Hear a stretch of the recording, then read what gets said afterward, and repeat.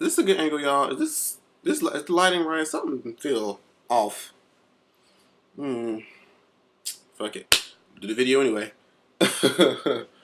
So, what's going on, everybody? This your boy Jamar84 here again, and I know I'm a couple of days late, I guess, to do my BET 2013 Awards show review. Now, I have never gotten to do a BET Awards review before because I didn't start doing my vlogs until this past February. So I'm excited. And what I'm going to do is I'm going to start with the pre-show. There's really only two things within the BET Award pre-show that I want to mention. Which we'll do. One is good and one is bad. What do I want to start with? I'll start off on a positive note. Ciara premiered her music video for her new single, I'm Out, featuring Nicki Minaj. Now, I like the video. The video gave me all bits of Michael Jackson and Janet Jackson's Scream in those white scenes, but I loved it. I like the song. It's ratchet. It gets you where you want to get to, and, you know, if you feel like you're in a breakup, then, and you got your cake up, then, hey, that's the anthem for you. So, the video had featured, of course, the Janet Jackson and Michael Jackson white scenes with Nicki Minaj. She did her rap part, and there was like it looked like there was a scene. It looked like a dorm room, and I think she had on like some white and black sneakers. I like those. Those are really cute. But of course, she was dancing real ratchet. Ciara's a big, great dancer, and the video was just in sync with the song. And I have nothing really bad to really say about it. It was what it was. It served its purpose, and I heard that she got increased album pre-sales, and the single rose on iTunes, probably on iTunes. Is it on iTunes yet? I'm sure it is by now. But yeah, congratulations to Ciara on the premiere of your video, and shout out to BET for finally promoting her, because last year, was that last year, y'all, where Ciara came out and on somebody else's song that we didn't even know about, and they cut to the commercial right when she walked on stage? Ooh, I was like, Lord, this is just painful to watch. It really is. I used to love Ciara, y'all, and a lot of my friends know that I talk about it with.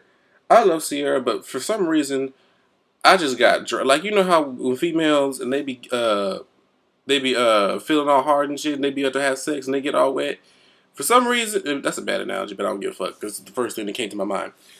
I went dry. Like, if I was a vagina, I went dry when Never Ever came out. I did not like that song. I did not like Young Jeezy on it. I did not like the lyric. I didn't like anything. The only thing about that song that I did like was the video, and I had to watch the video on mute because I just did not like that song. And that album was just, it just rubbed me the wrong way. It just never. No, it did have work. Work was everything, and it still is everything. So, and then Ciara was just struggling from then on, and then she had to do her next album pretty much independently because they label wasn't paying for shit. But I'm going on a tangent. But congrats, she's in a good direction. She's in a good direction going now. So shout out to her for finally getting her leeway back. Damn, that was loud. But but anyway, now on to the bullshit of the pre-show. As many of y'all know, another fellow YouTuber, huge YouTuber, I'm such a big fan of. One of the first people I was really starting to watch on YouTube was Mr. Love B. Scott. And B. Scott has definitely transcended way and just done so many things for the LGBT community as far as being in the spotlight and just portraying like that you can be androgynous and still be, in mainstream media. Like he's been on Tyra Banks show. I seen him on Chef Roble. He's done many interviews with Mariah Carey and just a plethora of other celebrities. So he was hired to do the BET Awards red carpet, and they tried to say that he was late. B. Scott was not late. What happened was he was in, I believe he had, his hair was bone straight. It was parted down the middle, long, and he had a long sleeve shirt and, some tight pants and heels. And he said that somebody pulled him aside and said that what he was wearing was unacceptable. And he was pissed about that. And once he, told about it on Twitter, everybody else agreed because if you hire B. Scott, you know what B. Scott gives. Okay, you've seen him wherever it is that you saw him, and you saw it, and that's what should have been what you should have expected. You know he's gonna wear feminine clothing. You know he's gonna have straight long hair. You know he's gonna have his heels. So why hire him if you're gonna censor him and pretty much take his personality out? Like, what's the point? Why make him take all his makeup off and try to make him look like something that he doesn't identify with? Like, why even hire him? I felt like that was extremely shady of BET. They tried to issue an apology, bullshit, but get it together. Like, if you're gonna hire somebody to do something, let them do it the way that they're gonna do it. Like, if you don't want them to do it the way that they would genuinely do it, don't hire them. And that's pretty much what I'm gonna say about that. But moving on to the main show. To open the show, I'm not gonna talk about everything. I'm just gonna talk about something that I actually have something to say. So this may be a quicker review, but every time I say it's gonna be quick, it's always long as shit. So y'all know how this thing goes. Y'all ain't new. So Chris Brown opens up the show with Fine China. Now, this time, even though I think he did, well, I'm almost certain that he did lip sync, but at least this time, it didn't sound as bad. Not nearly as bad as the struggle and pain that was the Billboard Awards. That was just unholy.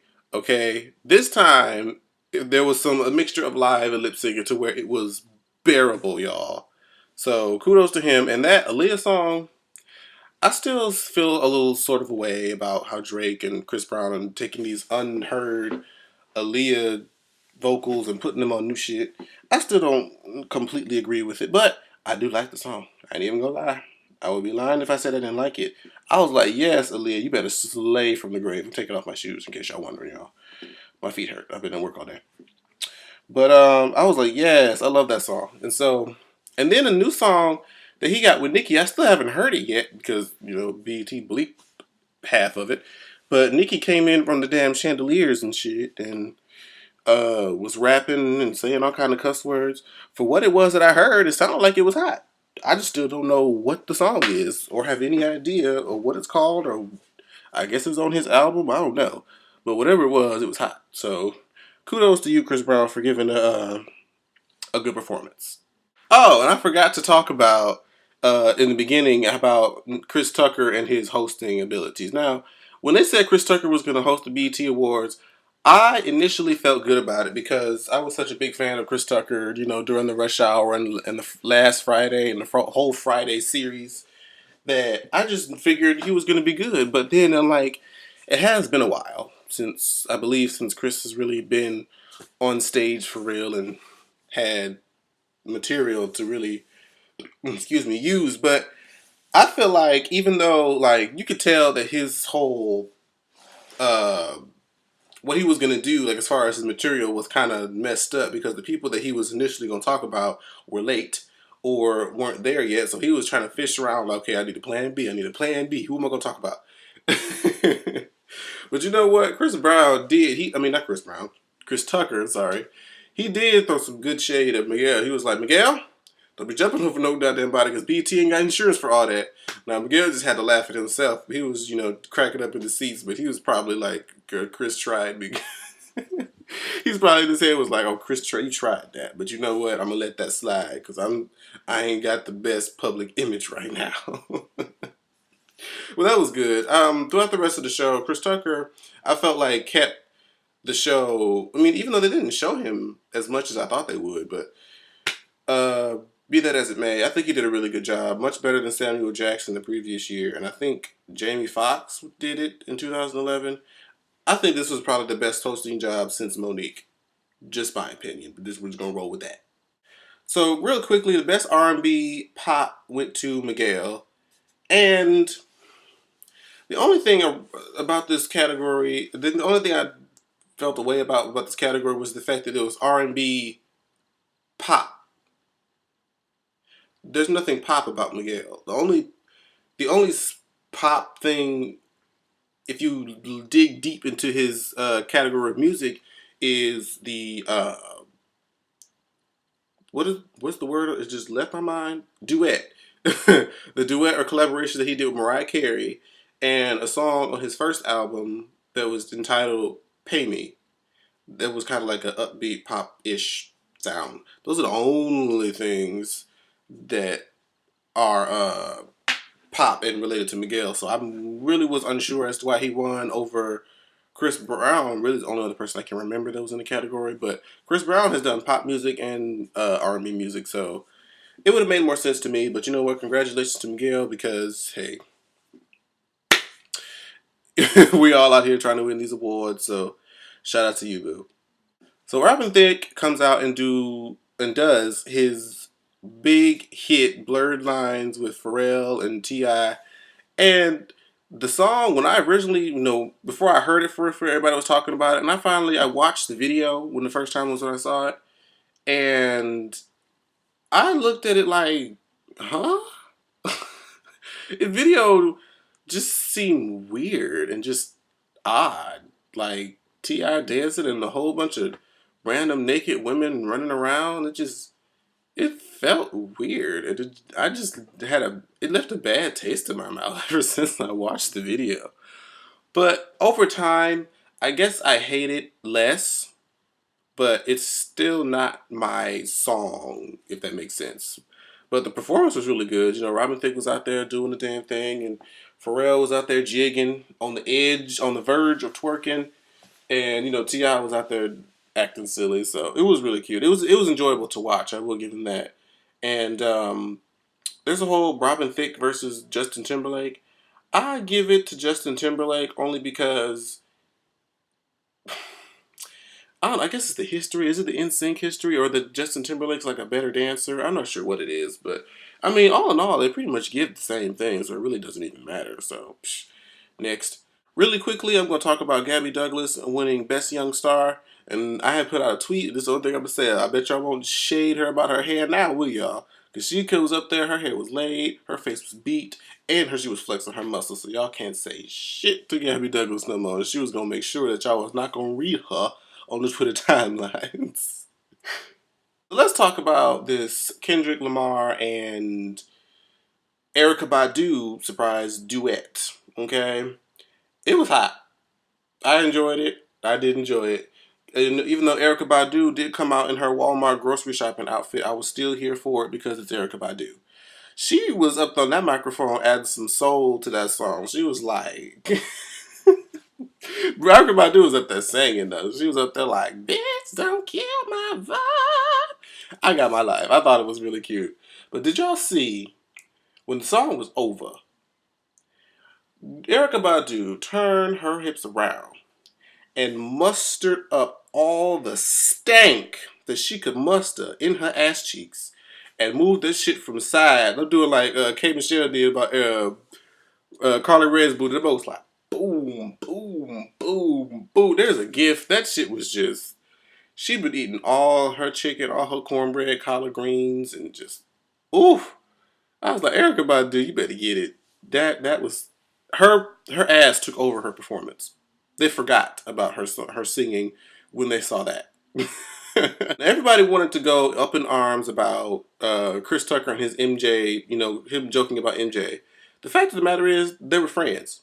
The incident, as I've known it to be, actually happened, and I felt like it was good to kind of make not the subject of Michael Jackson being gone so heavy all the time. Like, when somebody dies, usually before they die, they want to be remembered for, good times and laughters and, just good memories that they left, to those that are close to him. And I felt like that was one of those memories that he had with Chris Tucker. And everybody felt like, oh, we shouldn't talk about, we shouldn't make jokes about MJ. I'm like, why not? I didn't see what the big issue was. Like, I mean, I feel like if you remember somebody in a positive way, it helps with the grievement. I don't see why you have to make it so sad all the time. So I didn't understand what the issue was that people have with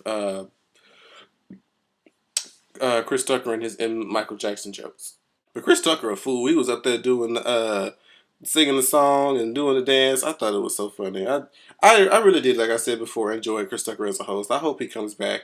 Maybe not next year. I kind of want Monique to come back. Monique was like the most genuine BT host that we've ever had. She was always just on it. So I hope she comes back in later years. I don't know who they're gonna have next year. I hope they're gonna be nobody lame. So this next part, y'all, I unexpectedly got my life. I did not know I was about to go off the way that I did, because R. Kelly had his orchestra of black and white random students from who knows what high school or college, and they was out there singing the song. I was like, oh, okay, this used to be my jam. Oh, this used to be my jam. Oh, this was my shit back in the day. But you know what? If that's everybody, y'all know y'all had y'all flashbacks and y'all was just like, oh, every song was your shit.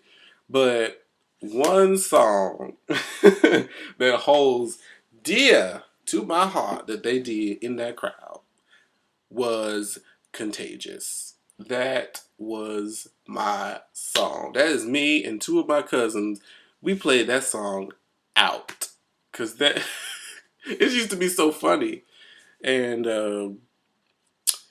I miss that song. Those were some good days. I really do. That's probably like my favorite R. Kelly feature or song. Even the video was great.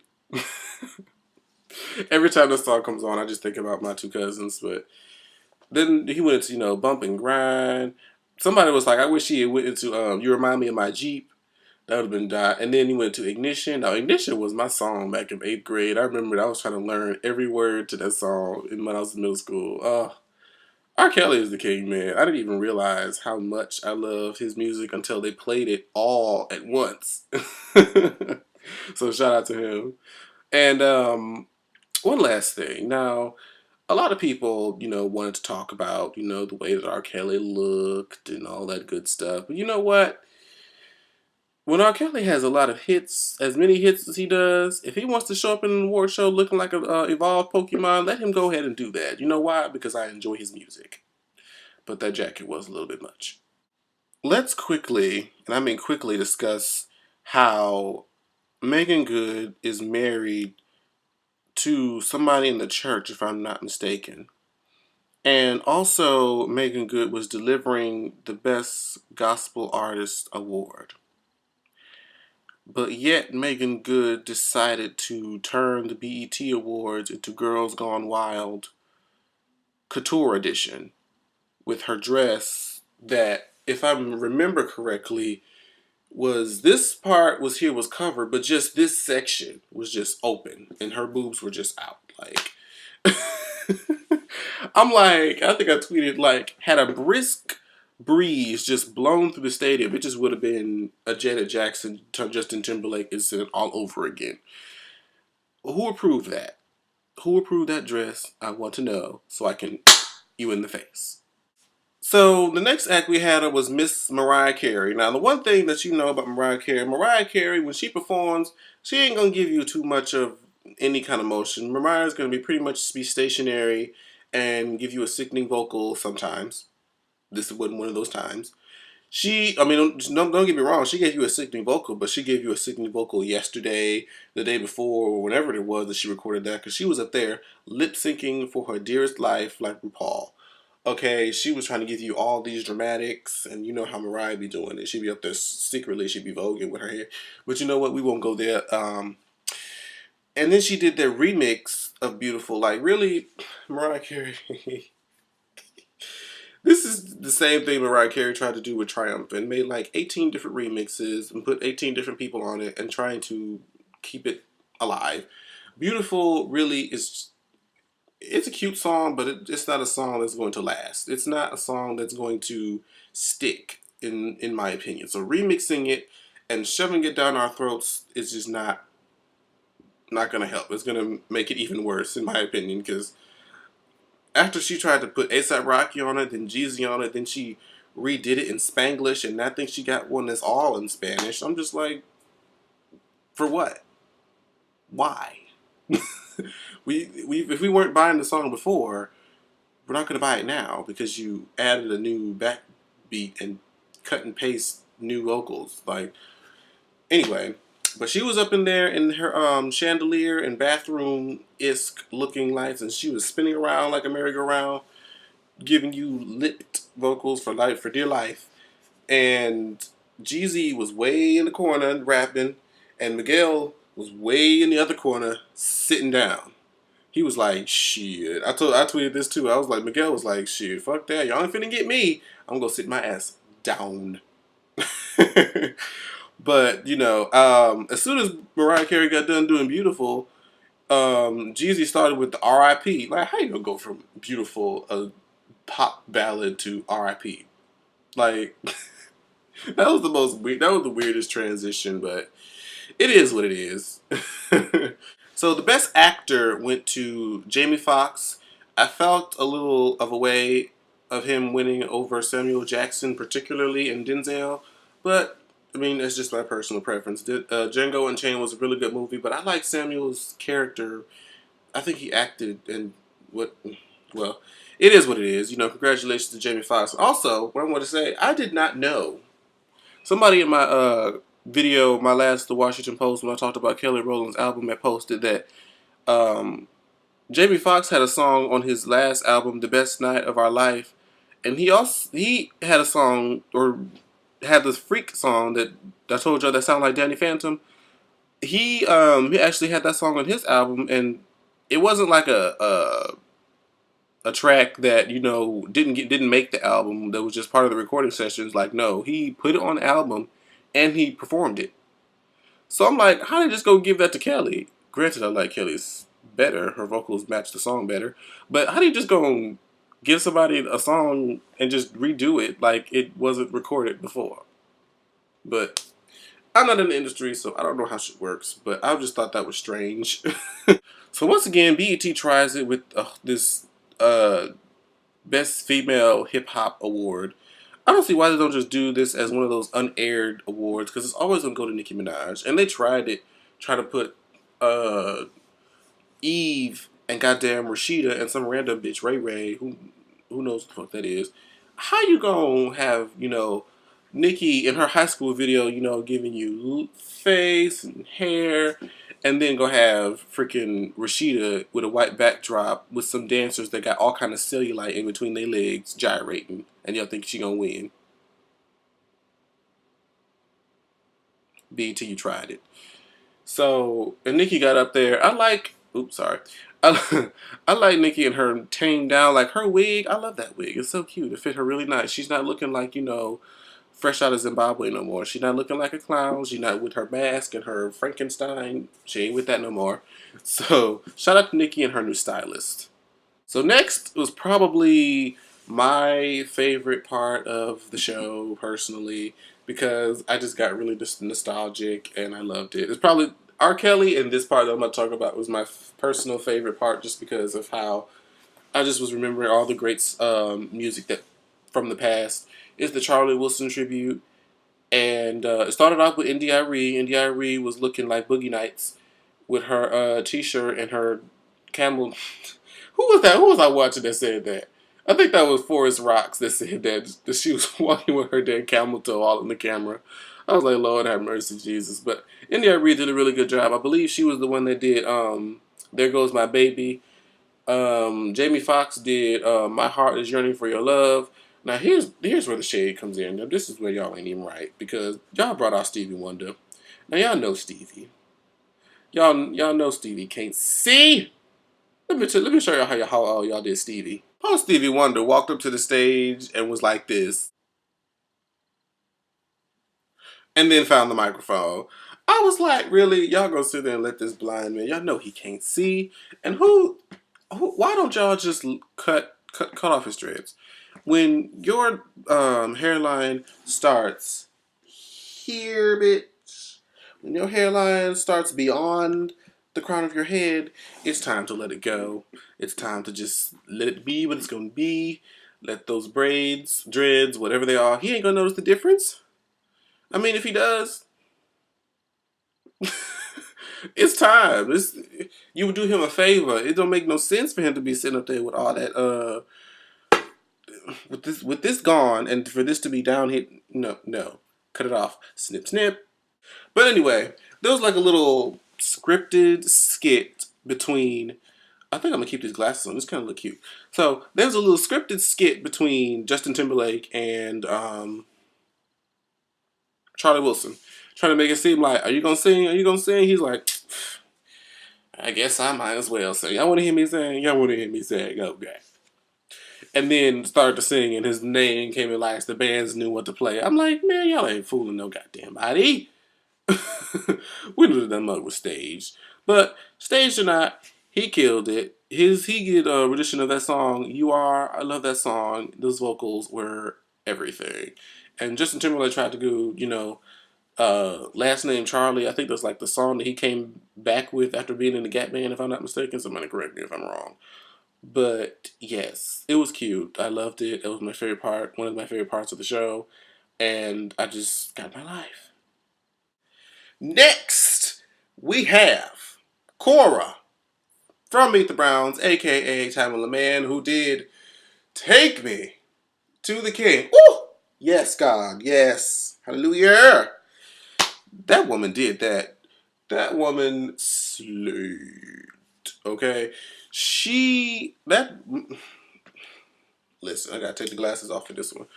That girl did that, okay? I was up in my room like, "Take me, Lord. It's my offering. Yes. Yes. Yes, God. Hallelujah."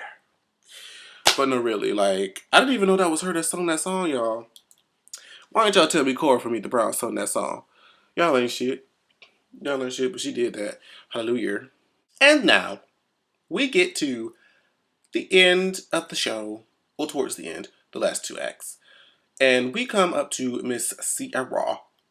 Miss Sierra Princess Harris. Let me tell you something. Sierra came out and did, well, first, when the song started, Nikki did her verse and was sitting down. When she got her verse, she got up and dipped out. She was like, "Girl, my time is done. You go do your thing, girl." So, Miss Sierra comes out. Now, as far as the performance goes, the performance was everything. Okay, Sierra finally done booked that stage. Okay, after Rihanna done shaded her 2 years ago for finally booking the stage. Granted, it was BET, but it was still a stage, nonetheless. Um, I a lot of people were talking about her outfit being money. They thought like they knew they was throwing obvious shade. Like, Sierra, you ain't got no money for real, girl. You just got served papers and you only got paid $10,000 to do LA Pride, girl. Stop doing that. But all in all, the performance was everything. Sierra invoked her inner Beyonce with that diva fan. Did y'all? I saw it. Like the blonde, the lace was right. The hair was doing all of this. Yes, and that arch. Yes, Sierra. Yes, yes, yes, yes. Going into Body Party. Yes, all the dancers. Everything about it was just yes. Everything about it was just yes. Now that I've said I've given her her compliments, I've given her her accolades. Now I'm going to redress her C squad. Y'all are some fun. But you know what? Some of them are my friends. A couple of them are my friends, and I love them. But don't y'all start reaching for the stars. Don't do, cause y'all know, whenever there's an award show, whenever somebody performs, a certain young woman name trends on Twitter when she ain't even there. I ain't even gonna say who. But after Sierra performed, she started to trend, and I'm gonna say it like this. I might as well just say her name, Miss Rihanna Fenty. Okay. Now Sierra is definitely, because I'm not no delusion. I'm not a delusional person to say what it is, what it is. Sierra is definitely a better performer. Dance wise, yes, she got that down. Can nobody take that away from her? But you can't tell me. I don't care what you say, that she can sing better than Rihanna. Rihanna ain't the best vocalist. I'll say that too. But I'd rather hit her than I would Sierra. That's no shade. I believe it to be true. And y'all, do y'all really think that Sierra is a better singer than Rihanna? I want to know. If you do, let me know and why. But, girl, bye. But anyways, back to giving her accolades after I had to come for the C Squad and let them know. Sierra, you killed that tonight, okay? Congratulations to you, boo. I think that your album might do 50,000. I think it'll do 50,000 because you know what? Sierra, you did a damn good job. You blazed the stage. Get your life, get your coins, make your money. Okay. Moving right along to I believe was the last performance of the night. It's 9 o'clock. You know what? I'd say it every time I try to do these reviews, damn thing goes off, and I just want to. The last performance of the night goes to Miss Janelle Monáe. Now, Janelle Monáe, I'd never bought her music, but I love to hear it. Is that weird? I never bought her music, but I love to hear it. And she has this new song. Well, she has two new songs. She had one with Erykah Badu that was Queen, is what she performed. But she's had a commercial, and she has this new song called Dance Apocalyptic. That song just make you want to jig and do all types of, get down and shimmy a little bit. You know what I'm saying? Janelle got that throwback kind of business. It kind of reminds you of like the 70s doo-wop, wop, wop, doo-wop type thing going on. I love it. And she is always beat. I have never seen Janelle Monáe ever not beat and hair done. Okay. And her little suit and, preppy look, it's just everything. I love her. I might actually get this album just because I'm just growing more and more in love with her as I go. But that's pretty much the BET Awards. At least that's everything that I really give a fuck about. And, oh damn, this video was long, but y'all gonna love it anyway. So, before I close out, I also, as I do with every video, I go and I want to find out who wants a shout out. Let me go to my mentions really fast and quickly. All right. Oh, I actually got 3 people this time. Once again, my regular, Miss Love and Libra. Shout out to you, but for always being the one to show love when the rest of y'all raggedy hoes ain't doing it. No, I'm just kidding. Y'all ain't raggedy hoes. Y'all watch my videos. Y'all know I love y'all. So shout out to you, and also shout out to Mr. Still Standing. If y'all follow me on Instagram, I did a video. He did a video shout out for me on his last video when he hit 3,000 subscribers. Congratulations to you. I'm just trying to hit 1,000, but girl, congratulations to you and all your success, and shout out to you for showing me so much love. Love ya. Love ya, love ya, love ya. And shout out to one of my other really big supporters who always retweets my videos and tweets and retweets them every time that I try to tweet them, because Lord knows I will spam a bitch with my videos. Miss Tamika 1003, love you, boo. You've been rocking with me before I even started my blog. So shout out to the 3 of them. They always show me so much love, so much support, and I feel so good.